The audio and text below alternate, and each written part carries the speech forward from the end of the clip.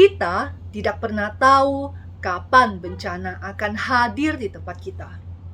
Namanya bencana alam. Bisa datang kapan saja, di mana saja, dan menimpa siapa saja.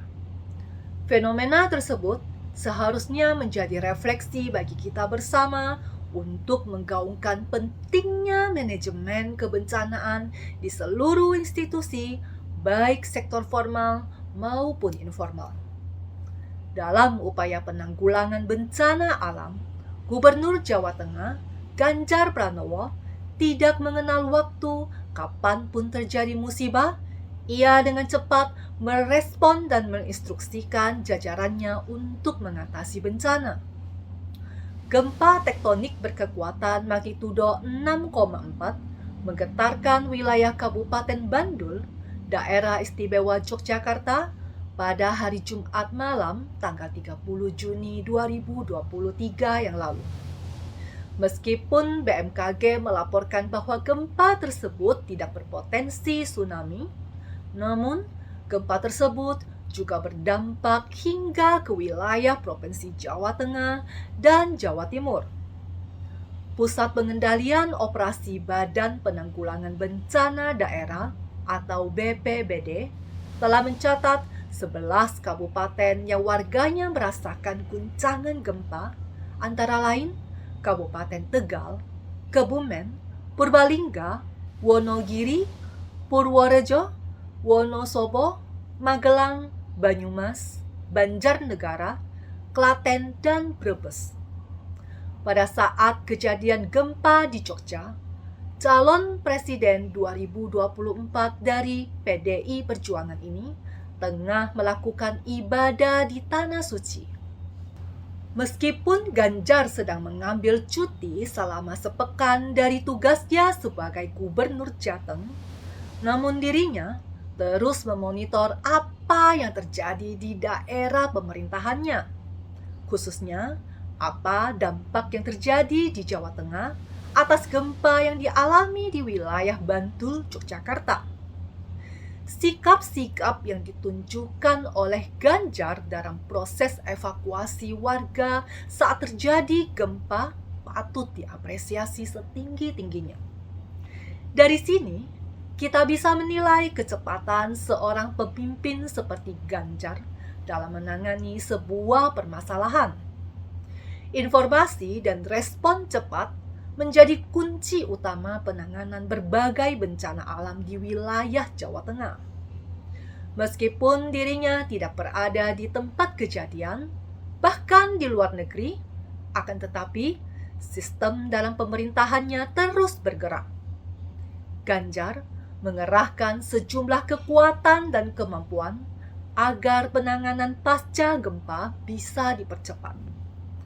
Segenap jajarannya pun segera bergerak cepat melakukan asesmen dan penanganan terhadap dampak gempa di Bantul.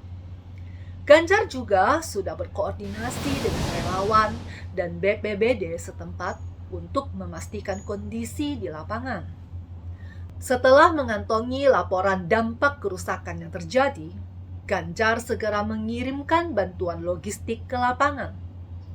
Untuk kerusakan bangunan fasilitas umum yang menjadi kewenangan Pemprov Jawa Tengah, penanganan cepat dilakukan menggunakan dana tak terduga atau DTT.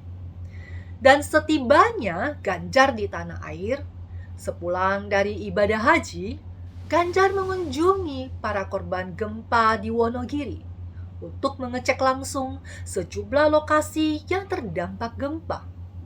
Ganjar memprioritaskan penanganan pada gedung-gedung sekolahan yang terdampak gempa.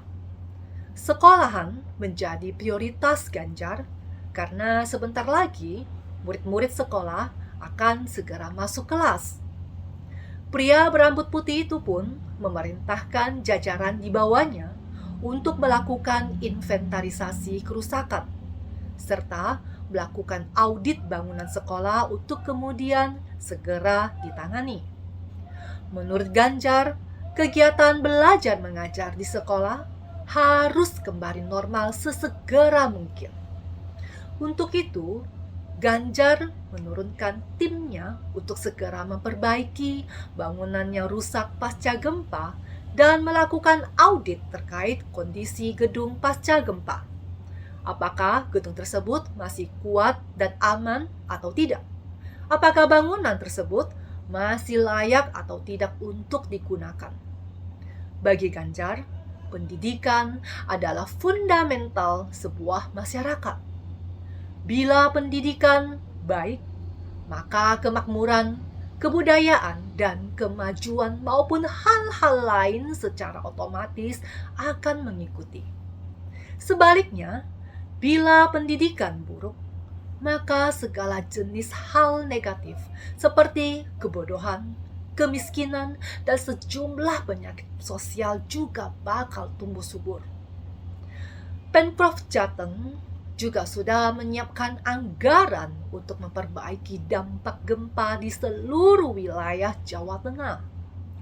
Tidak hanya bangunan sekolah, namun juga tempat-tempat ibadah dan rumah-rumah warga yang terdampak gempa.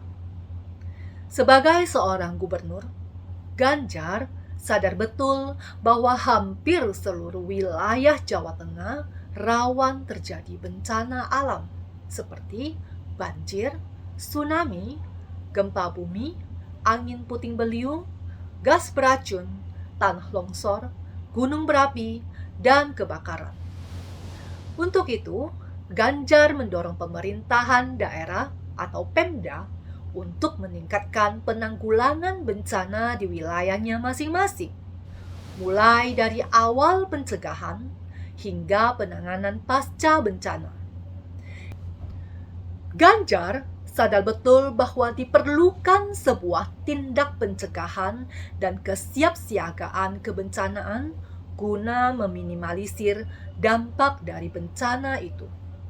Untuk itu, seluruh kepala daerah didorong untuk mengadakan kegiatan latihan tanggap bencana, mengingat letak geografis Jawa Tengah yang rawan dengan bencana.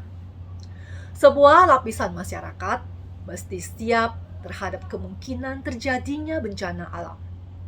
Tidak hanya dari sisi teknis, tetapi perencanaan, penganggaran, dan koordinasi antar wilayah.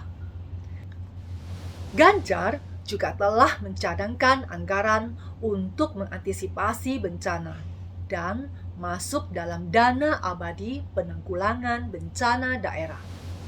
Ini adalah bukti keseriusan Pemprov Jateng untuk kesiapsiagaan bencana. Sejumlah bencana alam yang terjadi di Jawa Tengah dapat ditangani dengan cepat berkat kolaborasi dan kerjasama dengan seluruh pihak. Tanpa mengenal waktu, kapanpun terjadi musibah, Ganjar dengan cepat merespon dan menginstruksikan jajarannya untuk mengatasi bencana. Bahkan, beliau tidak ragu-ragu dalam waktu singkat tiba di lokasi kejadian untuk memantau langsung. Keadaan ini yang membuat heran kalangan media. Karena begitu cepatnya Gubernur Jawa Tengah ini merespon penderitaan rakyatnya. Bukan hanya bencana alam yang terjadi di wilayah kepemimpinannya saja yang menjadi perhatiannya. Ganjar juga berempati terhadap musibah yang terjadi di wilayah lain di Indonesia. Dan tidak ragu-ragu, Ganjar mengirimkan bantuan dan tenaga medis bagi korban bencana di luar Jawa Tengah. Ganjar bersama relawannya membantu bencana alam untuk meringankan penderitaan rakyat akibat bencana. Ganjar Pranowo memiliki sikap responsif yang tidak mengenal waktu dalam bekerja. Bahkan, ia mau turun di lapangan dan sigap mengambil tindakan yang cepat. Sikap seperti ini sangat mirip dengan Jokowi, Presiden kebanggaan kita. Bersama saya Yanti, don't be silent majority. Speak up.